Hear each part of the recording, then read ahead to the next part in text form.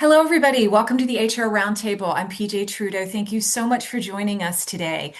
We are very excited to have Sandeep joining us, talking about leveraging HR metrics and analytics. This, I think, is an area that we talk a lot about from an HR perspective, but how do you do it in the right way? How do you do it with your particular organization and what's going to work best for you? So today we are going to be able to get into all of that and also be able to walk away with some additional resources that will certainly be beneficial and things that you can put into play right away and really be able to have an impact on what you're doing on a day-to-day basis. So it's my pleasure to introduce Sandeep Avshla, spends her days helping C-suite leaders make some of the hardest decisions of their careers, like which multi-million dollar priority to fund, and sometimes which email not to reply to with rage, because that never happens to any of us. She's an executive and team coach and organizational psychology practitioner and a former chief human resources officer, which means that she understands people and spreadsheets and can probably mediate your next team meltdown in under 30 minutes. She's coached over 500 senior leaders, guided more than 25 executive teams through major transformation, and trained over 10,000 leaders across industries and borders. So, yes, she's kind of a big deal, but in a calm, composed, I also forgot where I parked this morning kind of way. Her mission is to help leaders make decisions with clarity, courage, and a little less chaos. Today, she's here to share how to leverage HR metrics and analytics to read any situation and to make the right decision. Take it away, Cindy. Thank you so much and welcome everybody. It is lovely to see some of the familiar faces that I have seen in HR Roundtable sessions. And those of you that feel comfortable, turn your cameras on. I'm happy to see the dogs and the babies in the background. It's all fantastic.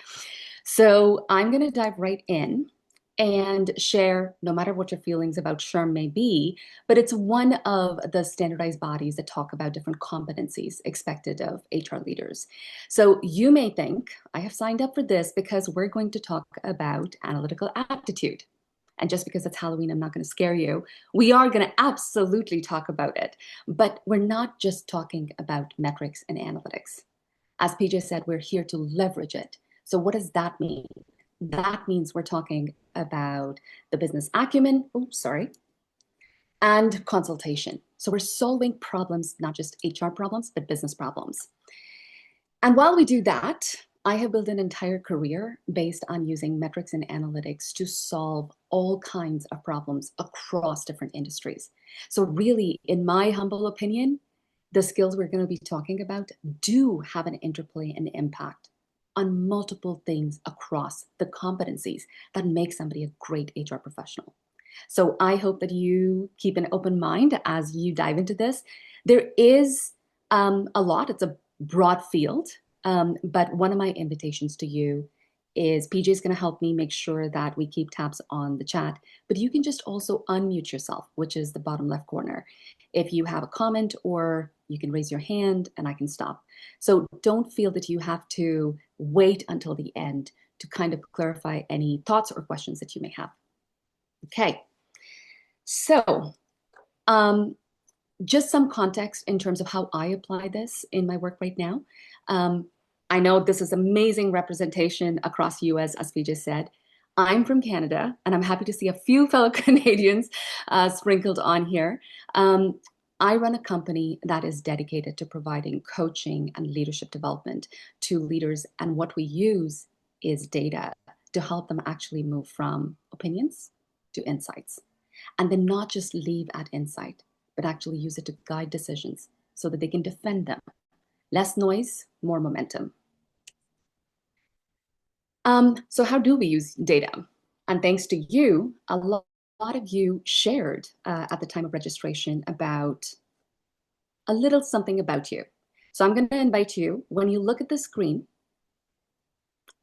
how do you make sense of who's in the room? You can type it in the chat, or you can unmute yourself and just share. What do you see? Looks like the majority are directors. Ah, look at that. Absolutely. Thank you. Who was that? Who did I miss?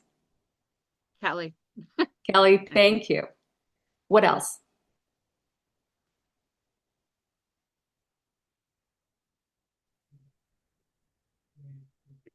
about 80% likely are direct people leaders. Thank you, Rachel. Fascinating. So do you see how Kelly gave us this big number about where are the greatest proportion of people valuable? And Rachel has taken it up to say, okay, let me zoom out even further. 80% of the people in the room today are some sort of people leader or in a leadership role, not just an individual contributor. What can we do with that information? It gives me some guidance that the 5 questions, which is the meat and potatoes of what we're going to work through, the 5 questions that I'm going to share with you, whether you are somebody who directly does the data work or you are someone who has a strong team, maybe even a dedicated team of analysts, what are the questions you should be asking so that you can critically appraise the information that is being given to you? So whether you were a director, a CHRO, or an individual contributor, you're going to walk away with something that allows you to elevate the conversation so that you can have the greatest impact as an HR professional. When I wanted to understand what type of industries are represented, it was fascinating. There is a huge representation across so many different profiles. But what would you say, based on this, is the most common group that is represented here today?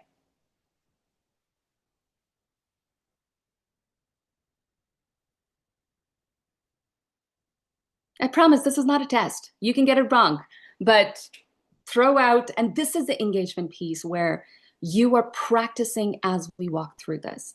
It is one way to pull people in, to meet people where they are, because that's really my goal. It's such a broad topic we're talking about. I wanted to make sure I meet you where you are. So what is it that you recognize based on what's on the screen? Well, other looks like a lot more, but I don't know. There could be multiple different companies that are in there. But from the chart, if you really particularly look, it's healthcare and finance related. Thank you, Raman. And Brian, you're right. It's a very diverse group. And interesting, Tanya is also putting out there is some nonprofit representation here. So that got me thinking, okay, if I had to provide an example so that you can practically ground yourself in those 5 questions, what would be the right industry example? And I thought, okay, what is one thing that cuts across industries and the size of companies? Because there are people in the room who are basically a solo practitioner or a company of less than 20 HR folks. There are people in the room that work for organizations for more than 10,000 people. So I'm going to use the example of absenteeism. And that is something, whether you have one person reporting to you or 10 or 10,000, that is something that makes a difference when people don't show up for work. So that is how I'm using this insight about where do we focus our conversation. And I asked you to just humbly reflect about where are you coming from? Are you somebody who is very new to HR metrics and analytics? You're really somebody who prides themselves in leaning on their own intuition and perhaps your professional judgment, which is data, but it's one data point. How can we take it further? There's a huge group that are metrics curious. So they have looked at some data, they track some things, they can read some spreadsheets, but they don't systematically lean on data. There were a number of people that actually do engage with some type of metrics. And then about 20% who use it to solve problems and make decisions, but a very small proportion that actually take it forward, to experiment with it, to have confidence in their recommendations, and to be able to pilot and scale things that will confidently have the impact that you want it to have. So this is not about, oh my God, like look where people are at. This is more about if you zoom out and map it onto what we consider a maturity index of where organizations are at or where HR professionals are at. It goes from somebody who's an intuitive operator to somebody who is confidently able to predict outcomes. And don't worry so much about the labels. It's less about the labels and more about figuring out what questions do I ask my CEO, my business leaders, when they come to me with a problem? How do I recognize where to meet them? So if I were to apply that in this case, where do you see the greatest proportion of people? And we have about 42 in the room, double of that almost registered. So where do you see the largest proportion of people are?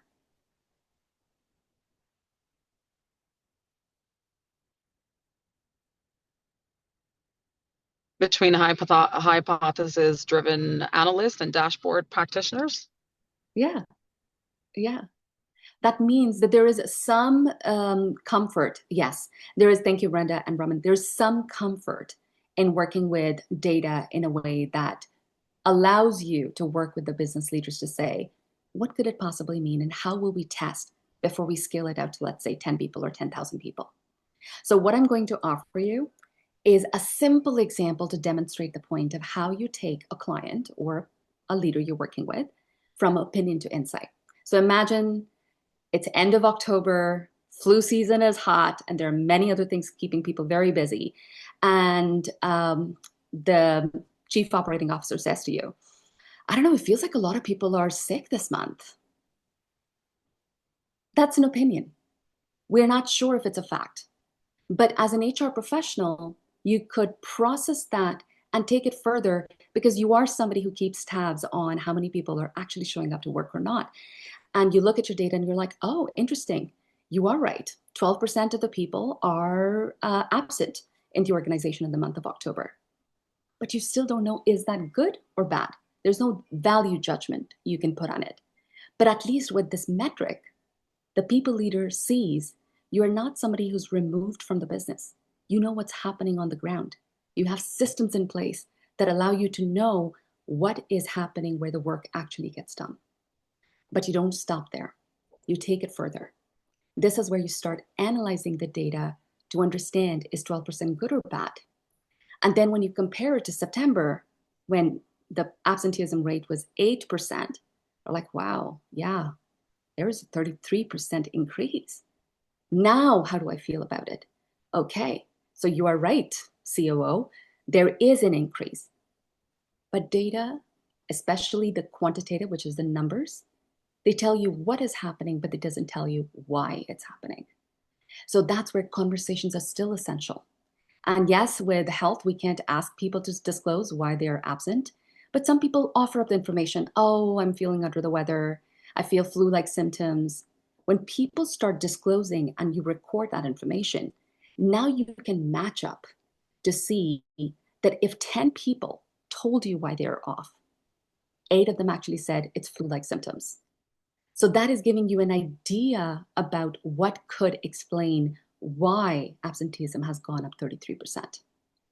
Now, if I know that a lot of people, yeah, like the root cause, but we're not sure, we'll talk about causation versus correlation, but it gives us a better understanding rather than guessing why people are not showing up to work. But I don't stop there either. The ultimate reason why any leader comes to HR and raises an issue is they want you to do something about it. So at this point, I can make the judgment about, given that, according to this analysis, that absenteeism rate is increasing, one, and the primary reason it appears as flu-like symptoms, here's what we will do. We will send out a newsletter. We will encourage all the people leaders to have conversations with folks and encourage them to either get flu vaccines and wash their hands. So do you see how we take a simple conversation of an opinion that is shared by somebody to insights that lead to actions? This bridging of this gap is what builds the credibility. And the greater confidence you can have in the recommendations or the actions you've taken, you can then start testing, by doing this, did the absenteeism rate go down? So we'll talk about how do you accomplish that? Because for decades, if not longer, HR has been trying to evolve from being a service provider to being an insights-driven, trusted advisor. And who do we trust? We trust people who help us see things clearly, correctly, away from our biases, contextually, not just independently, what's happening in absenteeism in the world, but at our organization locally, and comprehensively. Like, let's look at all sides of a situation.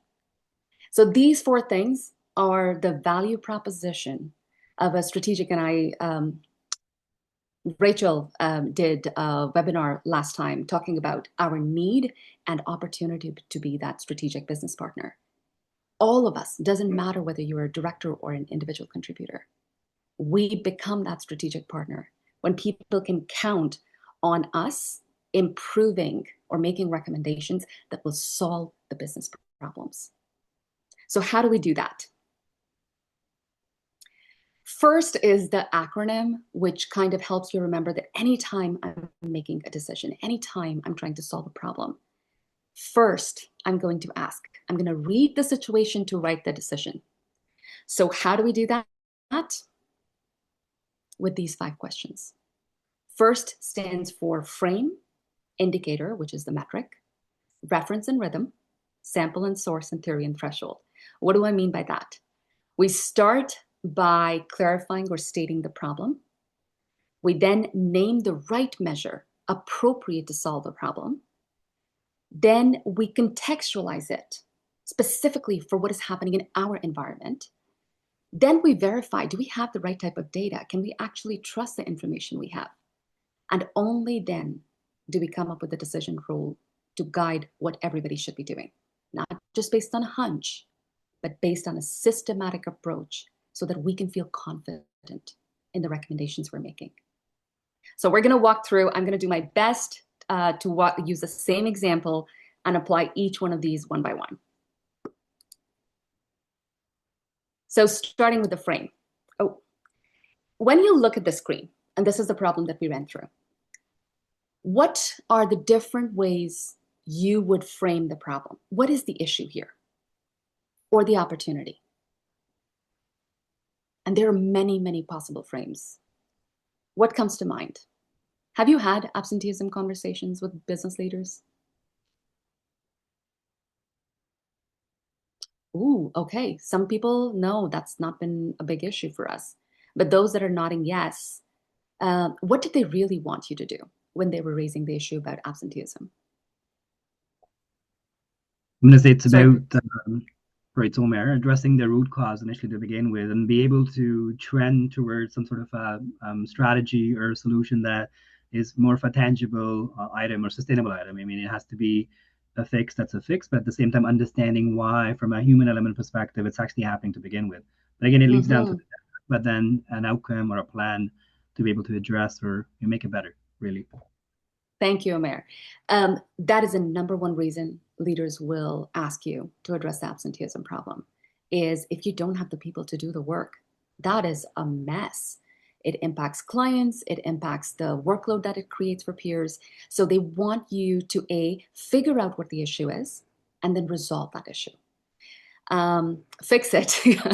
As Sylvia said, yes, basically it's like fix it. But one of the gifts we give, instead of rushing to fix the problem, as most HR people try to do, is let's have a more careful conversation about what would fix look like?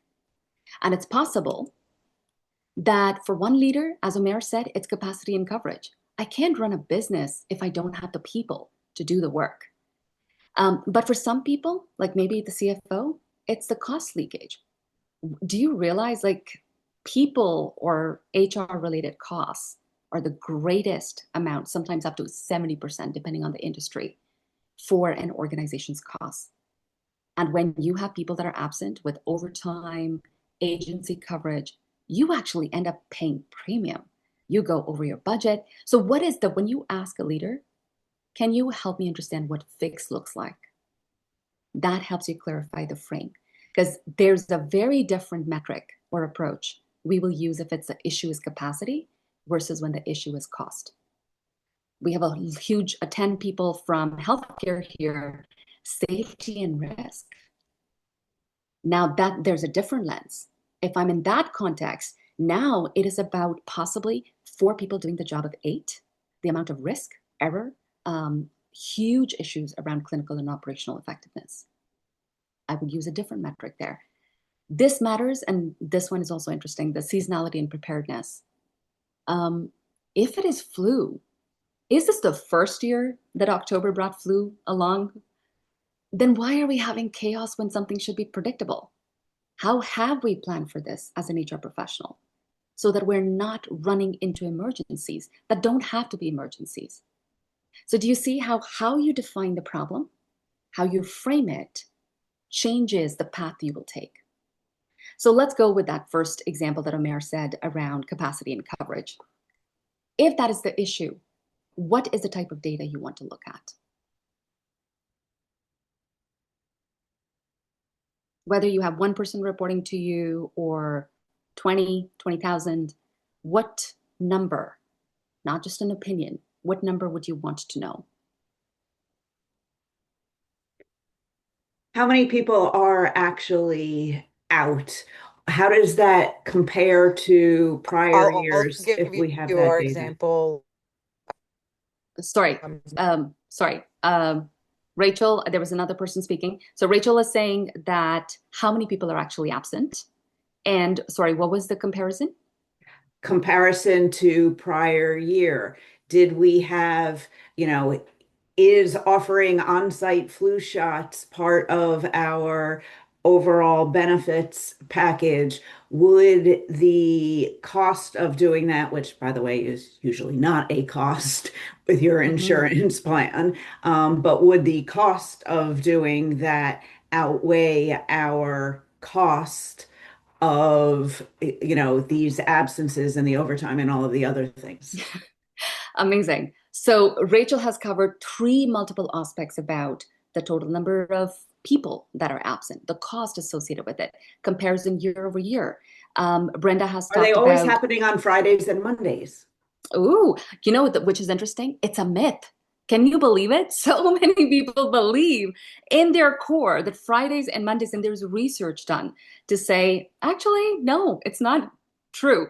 It may be true in your context, in your experience, or it may feel that way. But it's so fascinating when we can lean on data to actually have those conversations with our business leaders. Brenda in the chat talked about let's also be careful and strategic. Is this absence related to illness, or is there something else happening? Are we truly understanding the source of this issue? Jessica talked about how many people actually used sick time if your organization offers it. Omer talked about what is the actual number of sick people, the actual sick or the absenteeism data, however that is captured. This is beautiful because don't feel overwhelmed with what I'm going to share with you. There are so many, many, many ways to look at what is the right data to solve this problem. So for absenteeism alone, I think this is starting with what Rachel commented. How many people actually took days off that were not planned? But then there's nuance. So for example, when Jessica says used sick time, how do we define absenteeism? Is absenteeism only when people were not supposed to be off, it's unplanned? Or does it include unplanned and the sick days that are given to people, or PTO? So how you define, and there's not a single one of these is wrong, but to be very clear and explicit, and then let the whole organization know this is how we mean, what we mean by absenteeism, and this is how we measure it. Now, if you're feeling, oh my God, am I supposed to master every single metric in the world? No. Good news is you can just look up the moment you have identified the problem you're trying to solve. You can do a chat GPT search to say, what would be the right type of metrics I should be looking at? And how do you calculate them? Or you could go to a group like, if you're part of HR Roundtable, there are tons of resources in the back that talk about how do you calculate, certain metrics. So there are so many ways once you have the problem to figure out how will we measure it. So if you decide it's unscheduled absence, okay, is it based on days? If most of my people are salaried, I don't care about the hours. But if I have salaried staff, I do want to look at how many hours people were off. What about frequency? Are you somebody who care about your launching an association event and every single time the absenteeism is so high such that you have less than 70% of the people that you expected to run the event? Then something like the rate on a certain day would become very important. Or it could be, is it something that is impacting most people, such like flu? Or is it something that is really more about a couple of people that are frequent guilty parties who are taking long or frequent leaves? Different metrics tell you a different story. And if you had framed it differently when Rachel talked about the cost, then I will choose a completely different metric. And don't worry about the math here. Again, as I said, you can, once you've defined the problem you're solving, the frame will tell you what to search. And by the way, I'm happy I have a ChatGPT prompt that you can use with these 5 questions, whatever problem you are dealing with. And if you have other preferences like Claude or Gemini or whatever else your company is using, I'm happy to send you the prompt. And you plug it in, you say, here is a general idea of the problem we're trying to tackle. Now use these 5 questions to guide how I can use data and metrics for it. So Brenda said, how much is performance or productivity being impacted by these absences? Now, if that is the case, that is a different metric I would be looking at to figure out how performance is impacted. But do you see the drift in terms of the frame dictates what is the right question to ask? And that dictates how will you get the answer. So in this case, if I just plug in the formula for backfill or overtime ratio, I not only get a response, I get understanding that for every 1 hour of absenteeism, we actually pay 10% premium on it. No CFO is going to be happy about that. So now we have wisdom, not just someone's irritability about why does your budget exceed, or a certain portfolio where operational leaders are responsible. And they're like, HR, help us. Like, this is constantly getting me to exceed my budget. So your frame, the moment a business leader clarifies that, you have greater guidance in which metrics to use. One of the caution that is available in this area is by someone named Alec Levinson. He said, great if you're leaning on data, but please don't feel that you should pick the most glamorous looking metrics. You want to pick something that your organization is already capturing, something that is consistently recorded, whether it's time and attendance data from Chronos, or if you have a small organization, people send you the attendance sheets, but it has to be consistent. It's not you got it a couple of weeks and then you don't. It needs to be accurate. Can you trust that this is correct? When people say so-and-so was absent, you trust that you have the right information. Is it reliable? Which is different than accurate. Somebody could always just, so if somebody leaves early in department A, it's only 2 hours early. You know what? I'm not going to mark this as absent. Department B, they actually did the fraction. You're supposed to work 8 hours. You weren't there for 2. That's, 2 by 8, 0.25 day off. Do you have consistency in how you're getting the information, and is it correct? And lastly, if this is going to create a lot of work for you to source the right data, then it's not the right metric for you. But it doesn't mean that you don't start. Given that a lot of you are just getting started on this journey, if you feel, what is the biggest business problem that I have been asked to solve in HR, but you don't have the data, you start collecting it now. And then maybe in 6 months, a year, few years, you'll have enough data so that you can actually look at trends. The other part, and I think Rachel and somebody else hinted on this, when we think about metrics, don't just look at the end result, how many people are absent. What do we know now that could give us some understanding about will people be off or not? So what is happening in the journey of getting to the outcome? That is called process metrics. So if for example, in your organization, what proportion of your managers actually have the conversation with people that are absent within 48 hours with how they're doing and encouraging return to work? If you record that, you can have greater confidence that if most, like let's say 90% of the managers were doing that, your absence rate will go down. You have way more leverage focusing on the process of getting to an outcome rather than just focusing on the final data. Does that make sense? Okay. So how do we contextualize it? So we go back to the same data about absenteeism. And we said that 33% increase has occurred in October. So You take a look back and you're like, you know what? Why stop at September? Let me go back to the beginning of the year and I'm going to check what has been happening. So you saw that in January, it was 15%. In February, 14%, then 10, 5, 4, 5, 6, so on and so forth.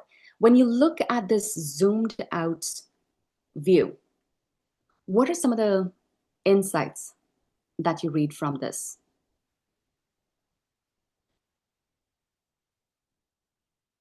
Because first we just started with that October is at 12%. So Jessica, less absence in the summer. Yes, absolutely. That is fascinating. What else?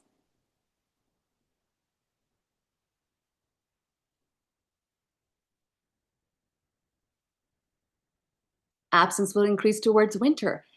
This is beautiful because now when I zoom out, I am getting a better understanding of how this relationship changes through the year. So based on these insights, I say, you know what? I actually don't want these seasonal artifacts. Let me zoom out enough and actually see year over year. Did October really was at 12% or is this something anomalous? So you look back at the data for the last 5 years. This is October of 2020, 2021, 2022, 3, 4, and 5. What do you see now?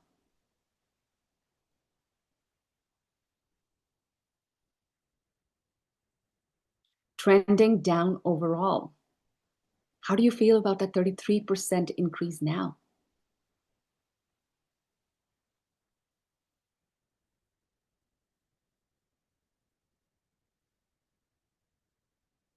Yes. Oh, thank you, Nancy. And 2020 is an outlier. Anytime a number is way too out of that best line of fit between your data points, and of course, we had the massive pandemic.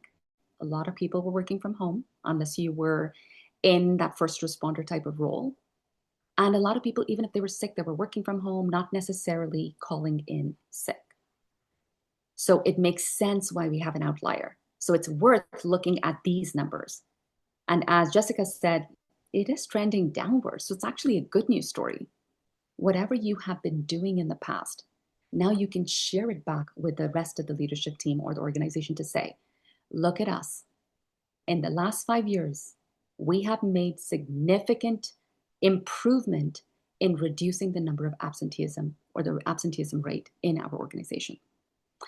Brenda also suggests there's room for improvement if we started at less than 5%. Absolutely. So what Brenda is talking about is a target. And often in C-suite, people will say, I don't care about where we're at today. I want engagement to be 90%. Just like I want absenteeism rate to be 5%. You can help business leaders create targets that don't feel unrealistic.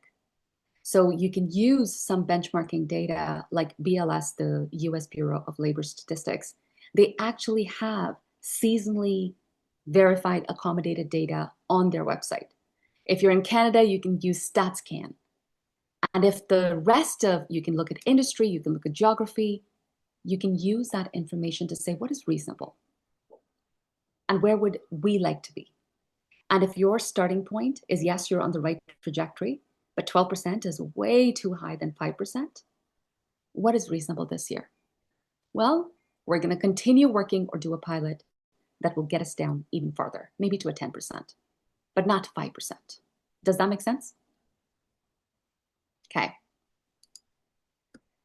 Once you understand that zoomed out piece, you also want to question, or if you're the one doing the work, to think about how can I trust the data that I have? And this is where I look at the sample and sourcing.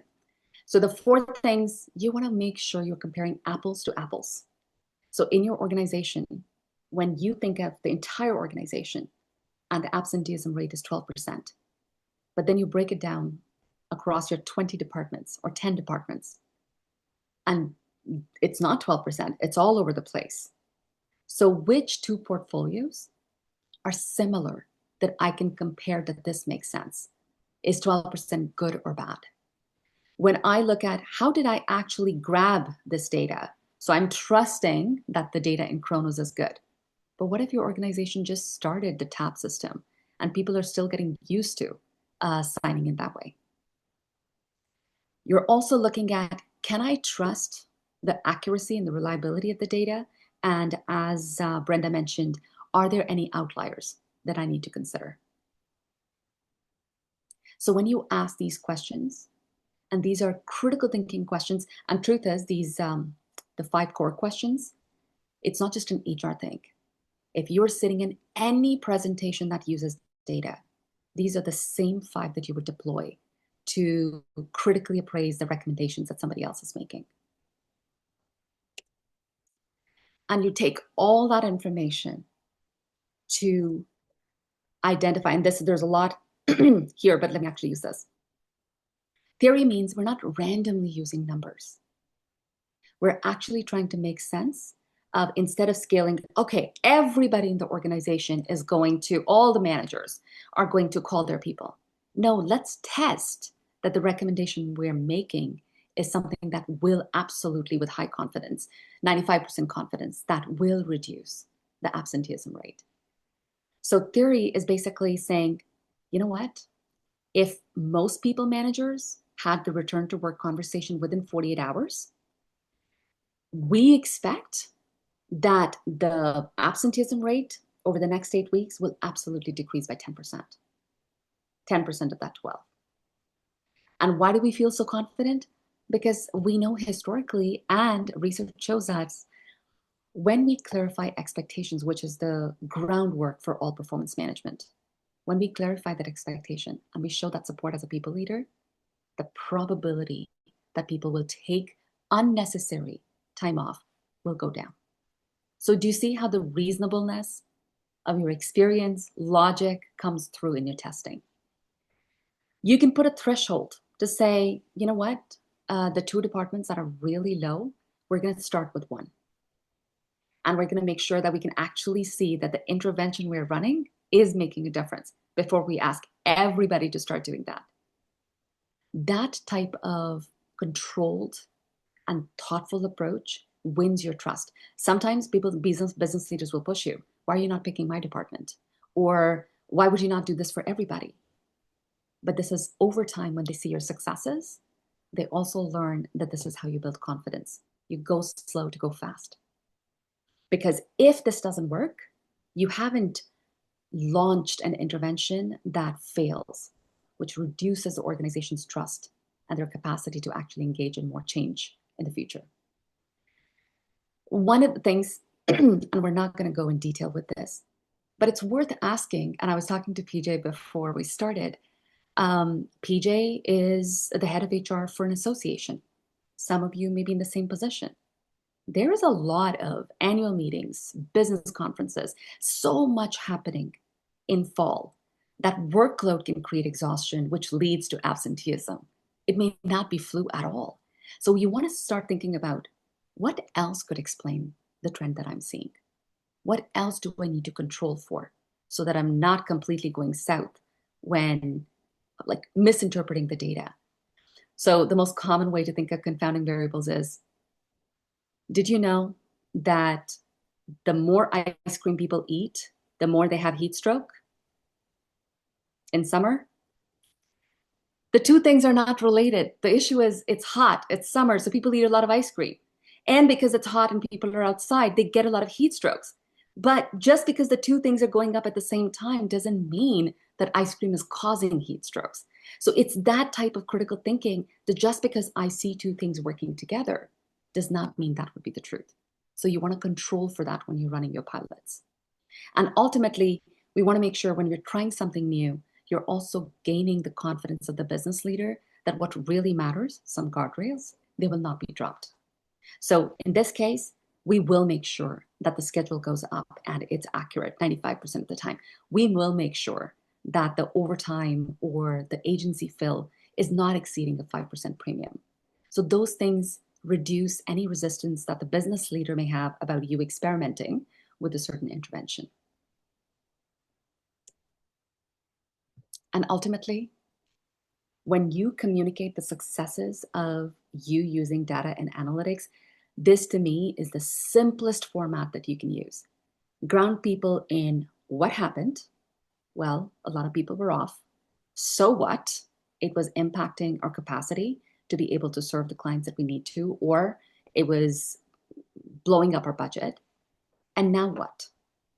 So what we did was look at the data, we ran this pilot, and what we found is that if all the managers, or at least 90% of them, consistently within 48 hours of someone being absent, called them to have that conversation, 10% decrease in absenteeism occurs. Your conversation of taking somebody from what, so what, now what, shows them that you are somebody who takes not just opinions, but actually boils insights into actions that make a difference.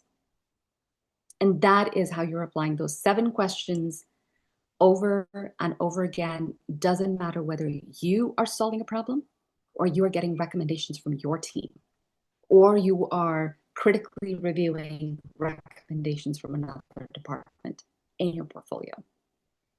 So these 5 questions help you use data and analytics in a way that leverages that information to make the most accurate decisions, which increase your probability of success. So that is where I will stop and ask, what is landing for you? What are the questions that you may have depending on whatever problem you're trying to solve? And you can type it in the chat and we can chat about it. But I'm curious, what is an insight that has landed for you? And what is a question that you're still wondering about?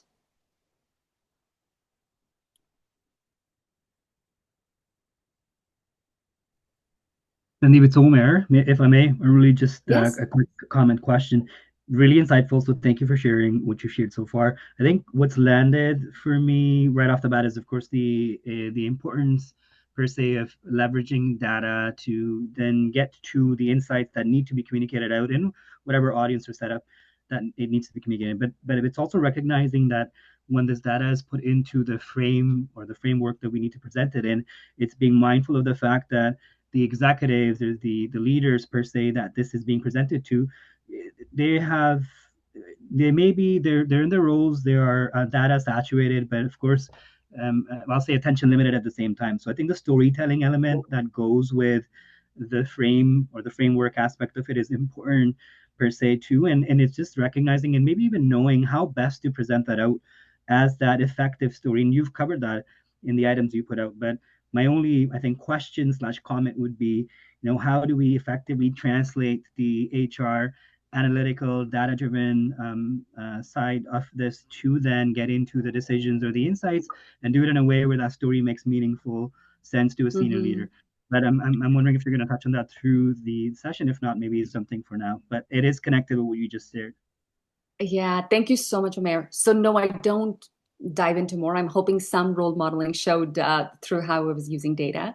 Yeah. But and Cherie said, she appreciated the simple technique for what you talk about.